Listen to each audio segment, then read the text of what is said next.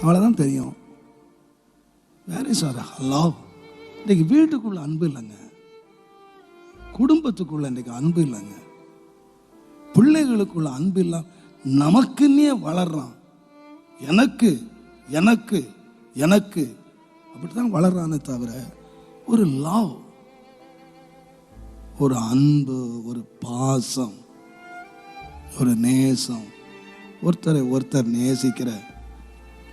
என்னை பொறுத்தவரை நான் தாழ்மையாக சொல்ல, எனக்கு 5 பிள்ளைங்களை கொடுத்துருக்காரு.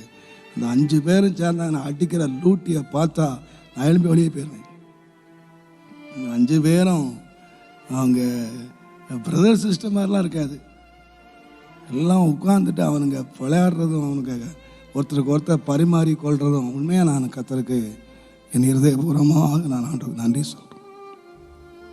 ஸோ லைக் எ ஃப்ரெண்ட்ஸ், நண்பர்கள் மாதிரி விளையாடுவானுங்க, நண்பர்கள் மாதிரி கொடுத்துக்குவானுங்க, நண்பர்களை மாதிரி ஒருத்தருக்கு ஒருத்தர் பரிமாறிக்குவாங்க. I like very much. பிள்ளைகளை நான் கர்த்தர் அவங்களை ஆசீர்வதிக்கணும், கர்த்தர் அவங்களை என் காலத்துக்கு பின்பதாகவும் இதே சுபாவத்தில் அவங்க வளர்றதுக்கு ஆண்டவர் அவங்களை காப்பாற்றணும். நான் சொல்லுவேன், நம்ம ஜெபிக்கணுங்க அதுக்காக. நம்ம பிள்ளைங்க முதலாவது நம்ம வீட்டுக்குள்ள அக்கா தங்கச்சி இந்த பாசத்தில் வளரட்டும், இந்த நேசத்தில் வளரட்டும். இன்றைக்கி நிறைய வீடுகள் அது இல்லைங்க. பிசாசு இன்றைக்கி ரொம்ப நய வஞ்சகமாக இன்றைக்கி சொல்கிறாரு, சகோதர சிநேகத்தை பற்றி நான் உங்களுக்கு சொல்ல வேண்டியதில்லை.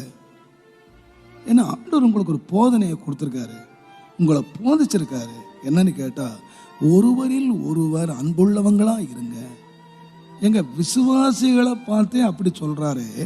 அப்போ நம்ம வீடு எப்படி இருக்கு? நம்ம வீடு எப்படி இருக்கு? ஒருத்தர் ஒருத்தர் நேசிக்கிறாங்களா? நம்ம பிள்ளைங்க ஒருவர் ஒரு நேசிக்கிறாங்களா? நம்ம வீடு ஒரு அன்புள்ள வீடாக இருக்குதா? நீங்க அப்படியே விட்டுறாதீங்க. பிள்ளைங்க வளர்ந்து அப்படியே போயிடக்கூடாது. நிச்சயமா ஆண்டவர் போதிக்கணும். நிச்சயமா ஆண்டவர் போதிக்கணும்.